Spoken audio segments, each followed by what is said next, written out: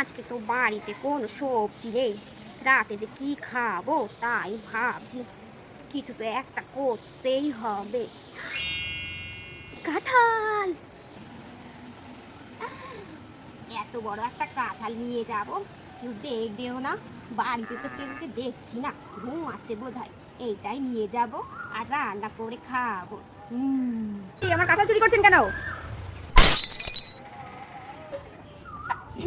না দিদি, কাঁঠালটা চুরি করছিলাম না, দেখছিলাম বেশ বড় হয়েছে, নজরে নজরে রাখতে হবে।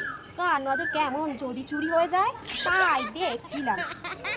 আমি তো দেখছি তুমি কাঁঠাল চুরি করছিলে, ছিঁড়ছিলে, আর মিথ্যে কথা বলছো। সারা পাড়ার লোক তোমার সব খবর জানে, তোমার হাতের স্বভাব কি। কি বলছো চুরি করছিলাম? নাও বাপু, তোমার কাঁঠাল তোমারই থাক, আর দেখতেও আসবো না।